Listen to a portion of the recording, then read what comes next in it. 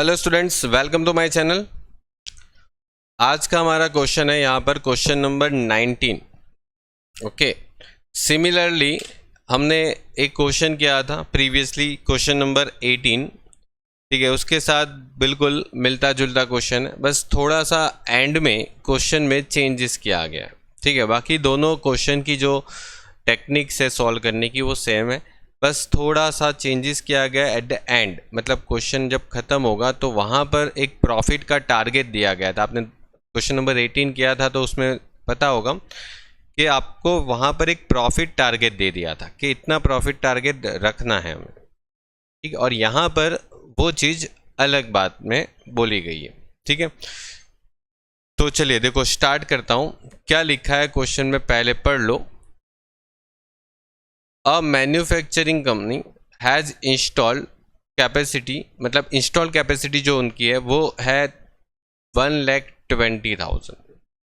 मतलब company 120,000 units 1,20,000 unit पूरे साल में पर एनम ओके बना सकती है पूरे साल में।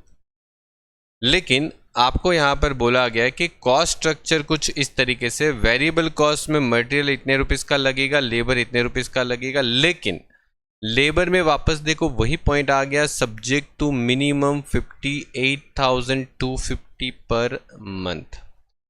ओवरहेड ये वेरिएबल ओवरहेड है, फिक्स ओवरहेड अलग से दे रखा है, पूरे साल का दे रखा है। और यहाँ पर सेमी वेरिएबल 48,000 दे रखा है पर एनम, लेकिन 80% तक का ही दे रखा है। मतलब 80% तक काम करोगे, अप टू 80%, 60% तक अगर आप काम करोगे तो आपको यहाँ पर 48,000 का एक्सपेंडिचर होगा। लेकिन यहाँ पर बोला है which increase by 6,000 per annum for increase every 10% of the capacity utilisation for the part thereof, ऐसा लिखा है। इसका मतलब ये हो जाता है कि आप अप टू 60% जो है ना वो आपका एक्सपेंडिचर होगा 48,000, लेकिन 60% के बाद अगर आप एक्स्ट्रा 10% काम करोगे तो 6,000 का एक्सपेंस ज़्यादा होगा।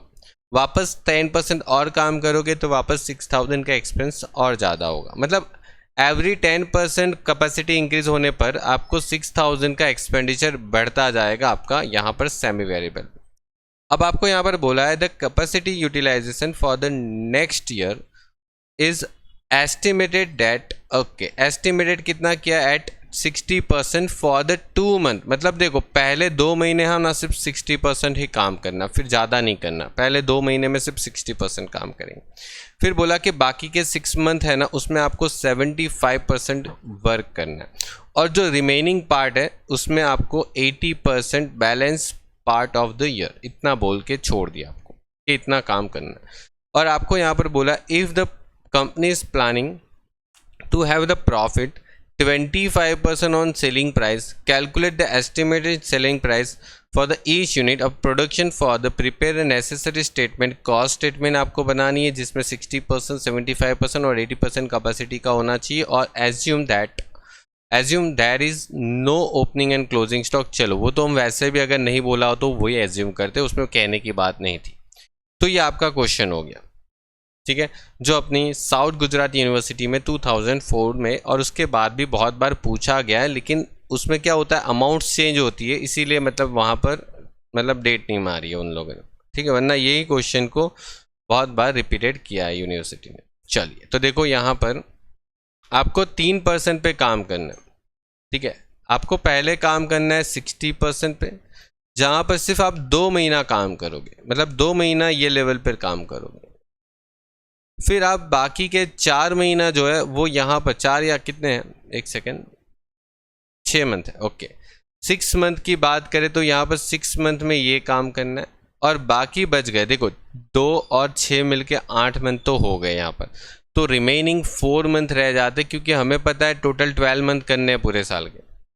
ठीक है, तो देखो अब इसका करना क्या है, पहले उधर से समझते हैं, यहाँ से एकदम प्रैक्टिकली। देखो आपको क्वेश्चन में बोला है कि एनुअल कैपेसिटी जो है वो 1,20,000, मतलब आपकी जो कैपेसिटी है वो 1,20,000 यूनिट्स है पूरे साल की, मतलब पर एनम। लेकिन ये लोग क्या कर रहे हैं कि 60% काम कर रहे हैं फर्स्ट 2 मंथ के लिए,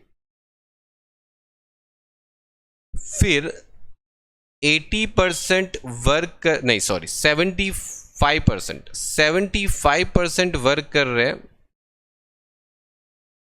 आगे के 6 मंथ के लिए, और उसके आगे के मंथ जो बचते हैं आपके 12 महीने के अंदर, उसमें 4 महीने जो काम करेंगे वो लोग, वो होगा 80% कैपेसिटी पर, मतलब बाकी का 80% काम करेंगे। तो इसको कैलकुलेट कर लो, इसको कैलकुलेट कर लो क्या होता है। इसको कैलकुलेट मतलब 1,20,000 को आप 60% करोगे पहले तो, और फिर 2 मंथ करना पड़ेगा, बिल्कुल।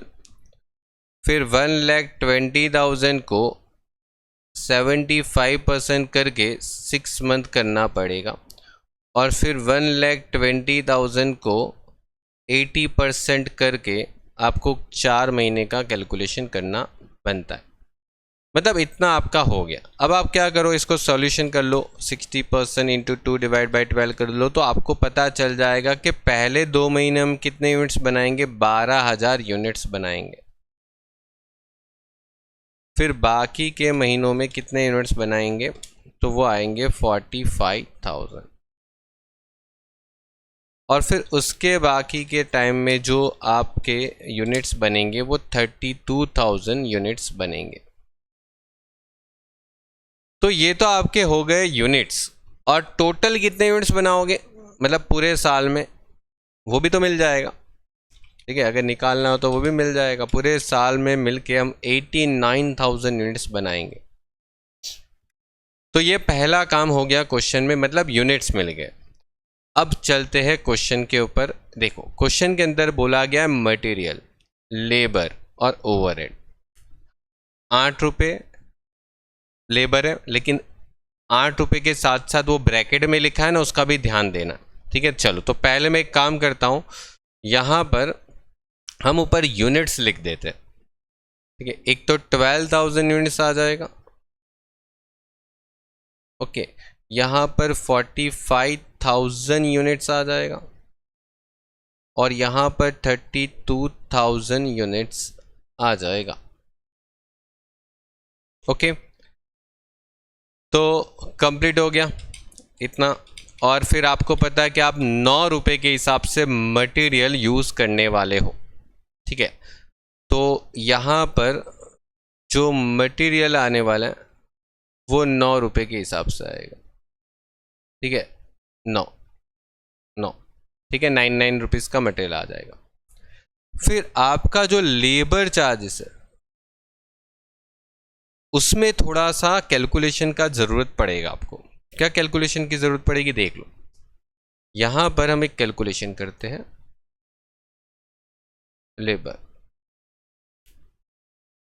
क्या होगा। देखो आप जब पहले 2 महीना काम करते हो तो कितने यूनिट्स बनाते हो आप, 12,000,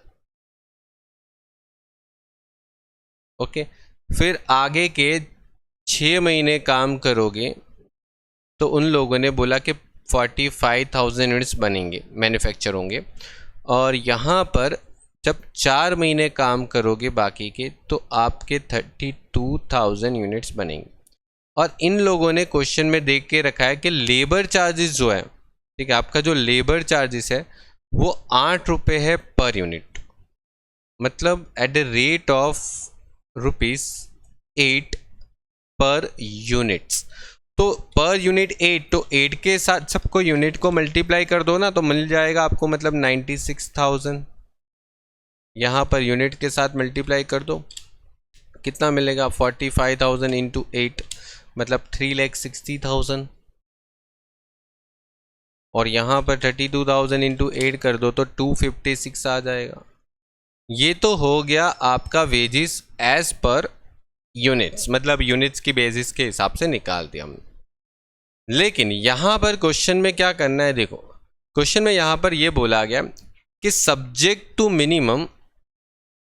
मिनिमम कितना वेजेस देना है, 58,250 महीने का पर मंथ, मतलब मजदूरों को यहाँ पर 58,250 रुपीज़ का पर मंथ का वेजेस देना ही पड़ेगा आपको, उससे कम नहीं दे सकते।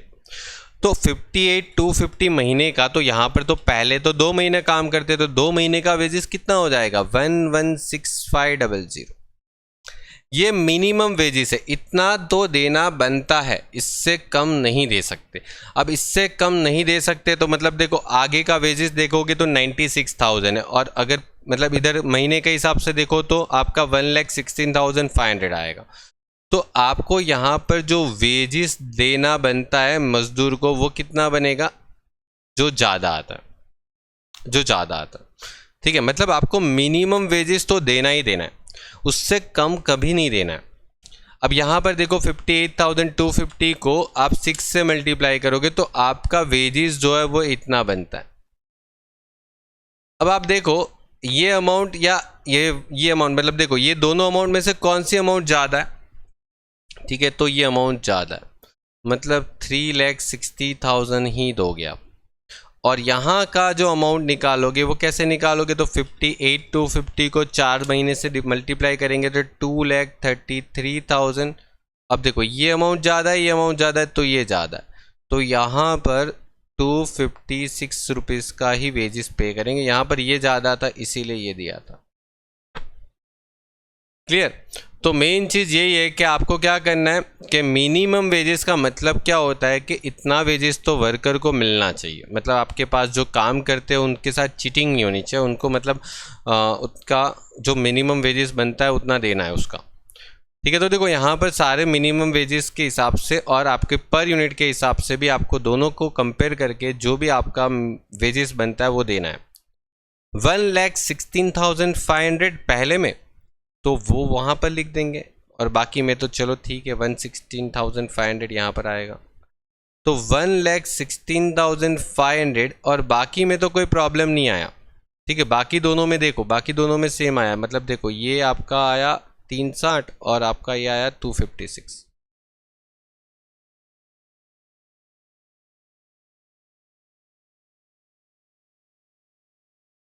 अब इसको यूनिट से डिवाइड करोगे तो इधर 8 आ जाएगा, इधर भी 8 आ जाएगा, और यहाँ पर 8 नहीं आएगा। यहाँ पर आपको डिवाइड करके निकालना है कुछ 9.71 आएगा। हो गया। तो ये आपका काम हुआ मटेरियल का और लेबर का दोनों का फिनिश। उसके आगे अगर काम करते हैं तो कौन सा एक्सपेंस है, अच्छा ओवरहेड, मतलब वेरिएबल ओवरहेड हो गया, तो मतलब ठीक है हम उसको लिख देंगे 3। यहाँ पर 3 रुपये सब में खर्चा होने वाला है वेरिएबल ओवरहेड का, तो चलो यहाँ पर लिख देता हूँ वेरिएबल ओवरहेड। फिर यहाँ पर एक फिक्स्ड ओवरहेड का भी पॉइंट है क्वेश्चन के अंदर, देखो बहुत अच्छे से क्वेश्चन में फिक्स ओवरहेड पूरे साल का दे रखा है, देखो ना पूरे साल का दे रखा है पर एनम, मतलब पूरे साल का खर्चा है आपका 1,44,000 पूरे साल का। तो हमें तो है ना मंथ वाइज काम करना है, मतलब फिक्स्ड ओवरहेड जो भी आपका है वो 144 पूरे साल का है पर एनम, तो उसको हमें क्या करना है 2 महीने में डिवाइड करना है, इसको 6 महीने में डिवाइड करना है, और इसको 4 महीने में डिवाइड करना है। मतलब यहाँ पर सीधा सीधा काम करना है 6 डिवाइड बाई 12 करके, मतलब 6 डिवाइड बाई 12 मंथ करके आप उसके सारे आंसर निकाल लो। ठीक है, चल तो 1,44,000 डिवाइड बाई 12 करोगे तो आपको 1 महीने का मतलब ओवरहेड मिल जाता है, तो यहाँ पर 2 महीने का हो जाएगा 24,000। ठीक है, यहाँ पर हो जाएगा 72,000 और यहाँ पर हो जाएगा 48,000, मतलब 24, 72 और 48, मतलब यहाँ पर लिख दो 24, 72 और यहाँ पर 48। ठीक है, फिर बाद में यूनिट से डिवाइड करके आप लिख देना। और फिर यहाँ पर आपका जो एक लास्ट पॉइंट है वो है सेमी वेरिएबल।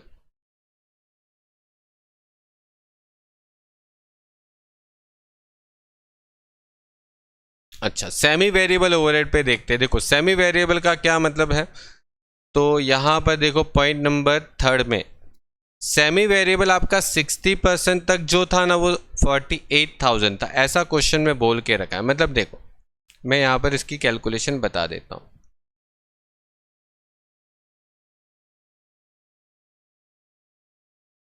मतलब अगर आप 60% काम करोगे ना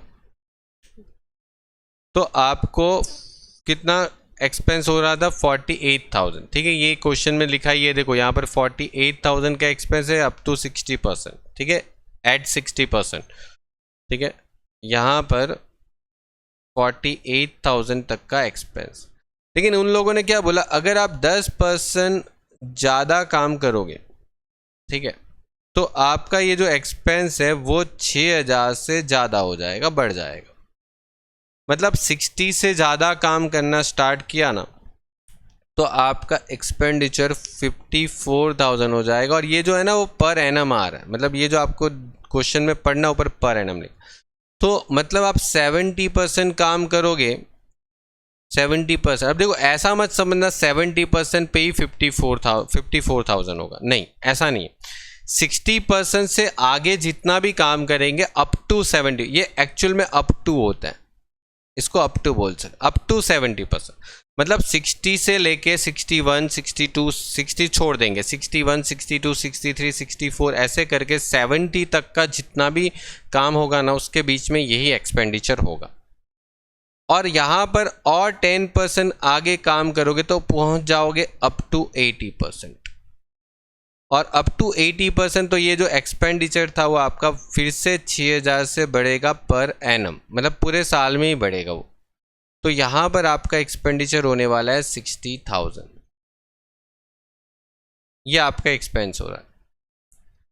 अब यहाँ पर आपका जो वर्क कैपेसिटी है, मतलब आप पहले 2 महीने में कितना काम कर रहे हो, 60%। तो 60% तो ये रहा, इसमें आता है ना 60%। 60% किस में आता है, यहाँ पर आता है।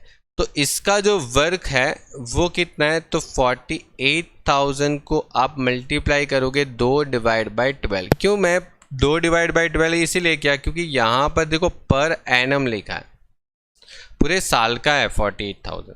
ठीक है, फिर आपने बाकी के 3 महीने जो काम किया है वो कुछ 75% लेवल पर काम किया। तो सॉरी 6 महीने, बाकी के 6 महीने जो आपने काम किया है वो 75% पे काम किया। और 75% आता है 80% में, 70 के बाद आता है ना, तो 70 के बाद मतलब 71, 72, 73, 74, 75, वैसे 80% तक का जो भी काम है उसमें ये आएगा। तो मतलब ये 60,000 का आप यहाँ पर करते हो 6/12, मतलब ये जो आंसर आएगा वो। और आगे का भी कैलकुलेशन वहीं पे जाएगा, क्योंकि नेक्स्ट जो लेवल है वो आपका 80% लेवल। तो यहाँ पर 60,000 को ही आप 4/12 कर दो। ठीक है, मतलब देखो 48,000 × 2/12 मतलब आपका आंसर आ गया 8,000। यहाँ पर 60,000 × 6/12 तो मतलब आपका आंसर आ गया 30,000। और यहाँ पर 60,000 × 4/12 आपका आंसर आ गया 20,000। मतलब 8,000, 30,000 और 20,000 यहाँ पर लिख देंगे। 8,000, 30,000 एंड 20,000 हो गया। तो मतलब इसका टोटल कॉस्ट आपकी आ गई। टोटल कर सकते हो, पहले मल्टीप्लाई कर दो। देखो 12,000 × 9 करोगे तो यहाँ पर 1,08,000 आ रहा है, और 3 से साथ मल्टीप्लाई करोगे तो यहाँ पर 36,000 आ जाएगा। वैसे यहाँ पर 45,000 × 9 करोगे तो 4,05,000 आ रहा है। ठीक है, और उससे 3 से मल्टीप्लाई करोगे तो 1,35,000 आ रहा है। यहाँ पर 32,000 × 9 करोगे तो 2,88,000 आ रहा है, और यहाँ पर 3 के साथ मल्टीप्लाई करोगे तो 96,000 आ रहा है। इसको टोटल कर लो। ठीक है, अब टोटल तो मतलब आप कर सकते हो। कितना आ रहा है? 292 500। इधर कितना आ रहा है?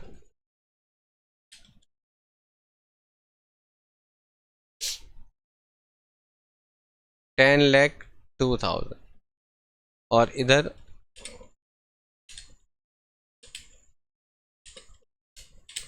7,08,000। ठीक है, और वो पर यूनिट भी आप निकाल सकते हो, मतलब वो तो अभी इतना तो मतलब बच्चों वाला काम तो आप कर सकते हो। यहाँ पर 2 रुपये आ जाएगा, यहाँ पर 72,000 डिवाइड बाई 45,000, यहाँ पर 1.6 आ सकता है, और यहाँ पर 48,000 डिवाइड बाई 32,000, यहाँ पर 1.5 आ जाएगा। ओके, और आगे का यहाँ पर 0.67 लिख सकते हैं। ये तो मतलब छोटी मोटी कैलकुलेशन तो आप आराम से कर सकते हो।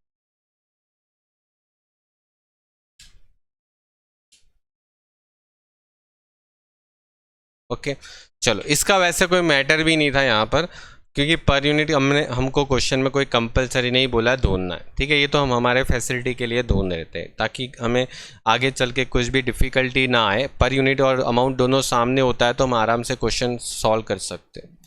अब देखो, यहाँ पर होता है प्रॉफिट, और प्रॉफिट के बाद मिलता है हमको सेल्स। लेकिन सवाल ये है कि क्वेश्चन में आपको बोला भी नहीं है कि कितने प्रॉफिट को अचीव करना है, या तो कितने प्रॉफिट का टारगेट है, या तो कितना सेलिंग प्राइस है, कुछ नहीं बोला। सिर्फ इतना बोल दिया यहाँ पर, देखो एक ही लाइन में बोल दिया यहाँ पर कि आपका जो प्रॉफिट चार्ज करने का जो मेथड है वो कैसा है? 25% ऑन सेल्स प्राइस। कितना है? 25% ऑन सेल्स प्राइस। मतलब आप जितना बेचोगे, जब जो आपकी प्राइस रखोगे उसके पर 25% आप क्या लोगे? प्रॉफिट। ठीक है, तो देखो यहाँ पर हम क्या करेंगे, ध्यान देना। हम पहले निकालेंगे टोटल कॉस्ट। टोटल कॉस्ट मतलब कि ये आपका जो कॉस्ट आया ना, उन सब का टोटल कर लो, क्योंकि ये तो अलग अलग महीने की कॉस्ट है, अलग अलग महीने का काम है, अलग अलग महीने की कॉस्ट है, तो आप उसको टोटल कर लो। कितना आ रहा है? टोटल करके चेक करो कितना आ रहा है।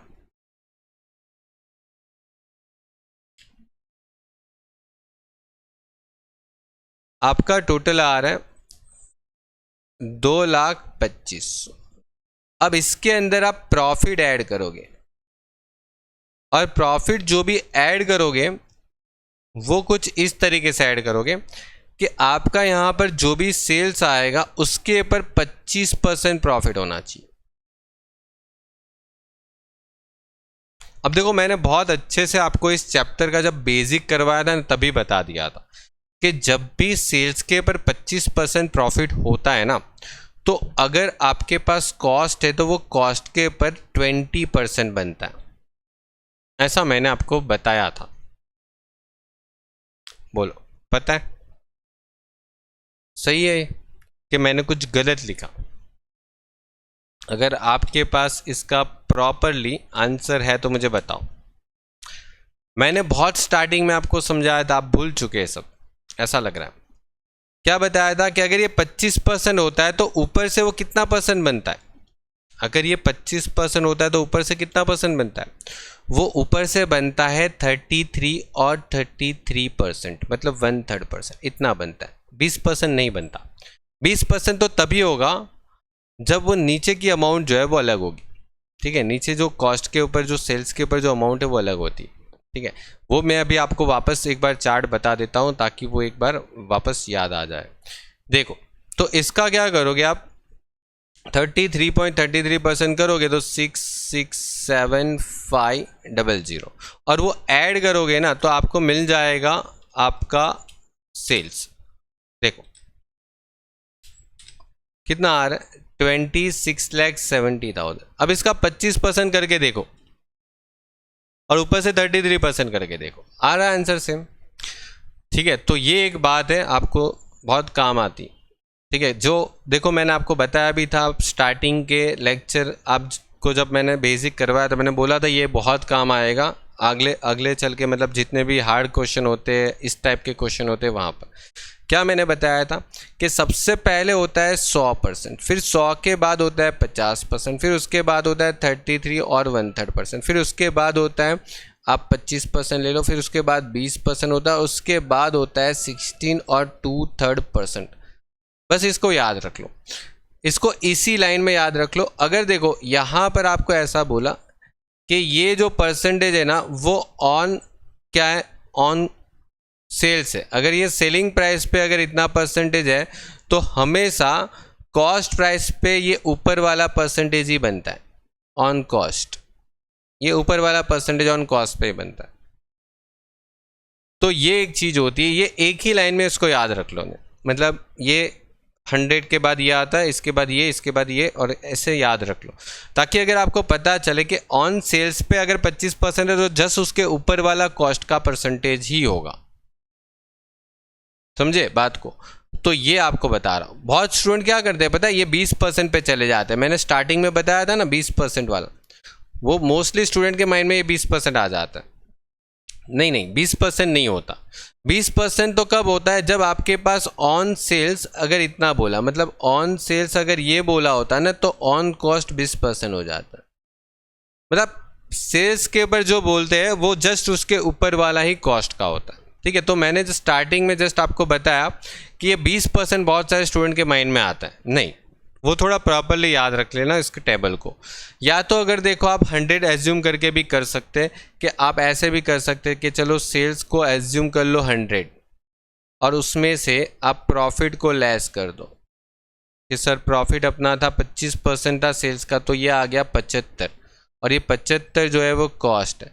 फिर अगर आपकी कॉस्ट जो है 75 है तो आपका जो सेल्स है वो कितना हो जाएगा 100, तो आप सपोज कर लो कि आपकी जो कॉस्ट है वो इतनी है, तो ये कितना हो जाएगा। ठीक है, तो देख लो आपको अपना आंसर मिल जाएगा सेल्स का। ओके, और ये जो आंसर मिला ना उसके ऊपर से आप सेलिंग प्राइस निकाल सकते हो। सेल्स प्राइस कैसे निकालोगे, देखो आप कितने रुपीज़ में बेचोगे सब कुछ, इतने रुपीज़ में, और आप प्रोडक्ट कितनी बना रहे थे, आप यूनिट्स कितने बना रहे थे, आपने कितने यूनिट बनाए थे टोटल, देखो यहाँ से मिल जाएंगे। पूरे साल में बैठ के 89,000 यूनिट्स हमने बना लिए थे। देखो 89,000 यूनिट्स बनाए थे, ठीक है, पूरे साल में बैठ के। तो हम यहाँ पर 89,000 से डिवाइड कर देंगे, यहाँ पर 89,000 से डिवाइड कर देंगे। तो 89,000 से डिवाइड कर दो तो आपको मिल जाएगा 30 रुपीज़ में, मतलब आप 30 रुपये में बेचोगे।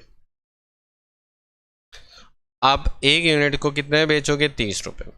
हो गया काम, फिनिश हो गया। हाँ, अगर आपको यहाँ पर प्रॉफिट हर एक मंथ का निकालना हो अलग अलग, तो आप यहाँ पर 30 को रख के, 30 यूनिट को रख के, मतलब पर यूनिट 30 रुपये था ना, तो उसको रख के आप 12,000 से मल्टीप्लाई कर दो, तो आपको हर एक लेवल का प्रॉफिट भी मिल जाएगा। देखो 12,000 इंटू 30, मतलब यहाँ पर 3,60,000 का क्या हो जाएगा, सेल्स हो जाएगा। ठीक है, अगर ये पूछते हैं तो निकाल सकते हो। ऐसे एक्चुअली क्वेश्चन के अंदर यहाँ पर पूछा नहीं है, लेकिन थोड़ा एक्स्ट्रा कर लेने पे कुछ प्रॉब्लम नहीं है, थोड़ा नॉलेज ही ज़्यादा मिलेगा ना। क्वेश्चन में एग्जाम में जितना पूछा उतना आप करके आ जाओ, ठीक है। और थोड़ा ज़्यादा भी करोगे तो उसके मार्क्स कोई काट के मतलब आपको नहीं देने वाले, ठीक है। यहाँ पर आपका जो डिफरेंस है वो ये आ जाएगा।